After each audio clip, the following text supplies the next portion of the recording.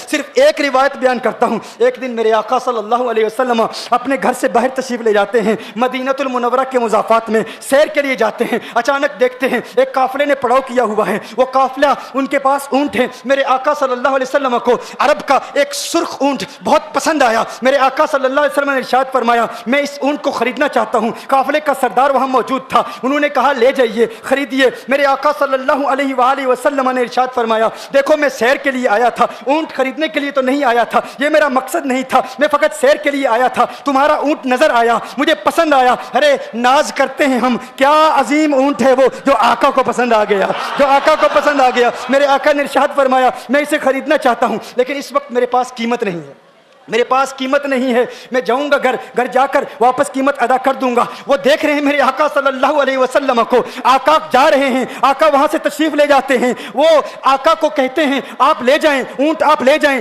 آقا کے حسن کے جلوے دیکھ رہے ہیں, اس وقت تک آقا کو دیکھ رہے ہیں جب تک آقا ان کی آنکھوں سے اوجھل نہیں ہو جاتے. جب آقا ان کی آنکھوں سے اوجھل ہو جاتے ہیں تو اچانک ایک شخص پوچھتا ہے ارے یہ کون آیا تھا, یہ آنے والا کہاں سے آیا تھا, کہا جانے کہاں سے آیا تھا, ہم اسے نہیں جانتے. کہا اونٹ خرید کے لے گیا, قیمت دی, کہا نہیں دی. کہا کیا کیا, کہا ادھار, کہا ادھار دیا. نام جانتے ہو, نام نہیں جانتے. ایڈریس جانتے ہو, ایڈریس نہیں جانتے. پتا ہے کون ہے, نہیں پتا. کوئی ضامن نہیں, کوئی ضمانت دینے والا نہیں. کوئی چیز گروی رکھی, گروی بھی نہیں رکھی. عرب کا سرخ اونٹ انتہائی مہنگا اونٹ ہوتا ہے. علماء جانتے ہیں سرخ اونٹوں کی قیمت کیا ہے. کوئی بندہ آئے جس کا نام پتا نہیں, ایڈریس پتا نہیں کہاں رہتا ہے. شخص نے کہا ارے نادانو کیا کیا, اونٹ دے دیا, نام بھی نہیں پوچھا, پتا بھی نہیں پوچھا. ایک شخص بولا ارے وہ تو ان کے میٹھے بولوں میں کھو گیا تھا, یہ تو کنڈل والی زلفوں میں کھو گیا تھا. لیکن تم جانتے ہو میں کیا دیکھتا تھا. کہا کیا دیکھتے تھے, کہا ان کے لبوں پر جب تبسم کی کھلکھلاہٹ ہوتی, جب مسکراہٹ ہوتی,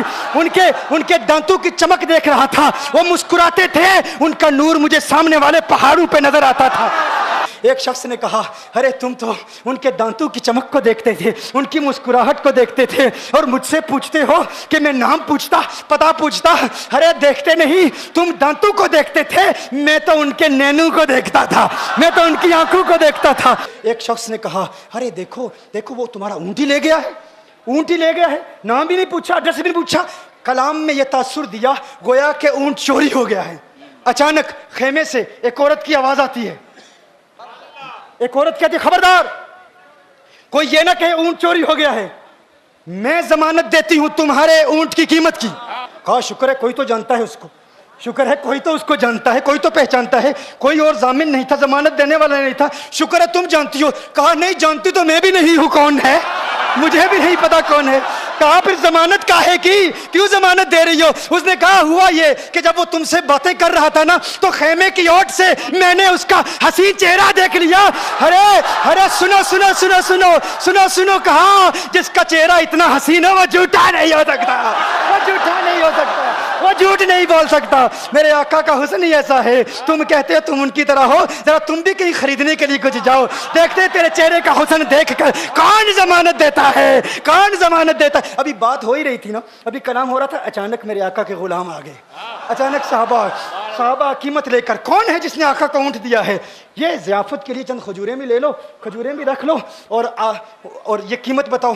انہوں نے کہا قیمت, اب قیمت کو چھوڑو, اب سودے کو چھوڑو. کیوں, اب ہمارا سودا بازار مصطفیٰ میں ہو چکا. اب ہمارا ارے قیمت کو بھول جاؤ, قیمت کو چھوڑو, اب ہمارا سودا ہو چکا.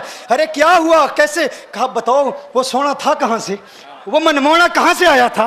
ارے ہم تو اس کا آنا جانا دیکھ رہے تھے, ہم تو دیکھتے ہی رہ گئے. ایک ماہ عدن, نورانی بدن, نیچی نظریں, سب کی خبریں. ایک ماہ مدن, نورانی بدن, نیچی نظریں, سب کی خبریں. وہ دکھا کے پون, وہ سنا کے سخن, میرا پھونک گیا سب تن من دن, میرا پھونک گیا. کہا وہ سونا تھا کون بتاؤ. ارے کہا وہ دیکھتے نہیں, وہ کھجوروں کا جھنڈ نہیں دیکھتے. ارے وہی تو مدینہ المنورہ ہے. اپنی قسمت پہ ناز کرو, یہ وہی محمد عربی ہے. ارے جن کی عظمتوں کے ترانے دنیا لاپ رہی ہے, تم خوشبخت ہو, تم مدینے کے قریب آ گئے ہو. کہا پھر لے جاؤ. آقا کی بارگاہ میں حاضر ہوئے. وہ سارا قافلہ کلمہ پڑھ کے واپس آ رہا ہے, اور ان کے تیور دیکھنے کے گویا کہ کہہ رہے ہیں یہ نازی انداز ہمارے نہیں ہوتے. یہ ناز یہ انداز ہمارے نہیں ہوتے، جولی میں اگر ٹکڑے تمہارے نہیں ہوتے، ملتی نہ اگر بھیک حضور آپ کے در سے، اس ٹھاٹ سے منگتو کے گزارے نہیں ہوتے، اور بے دامی بک جائیے بازار نبی میں، اس شان کے سودے میں خسارے نہیں ہوتے، شان کے سودے میں خسارے نہیں ہوتے، اس شان کے سودے میں خسارے نہیں ہوتے۔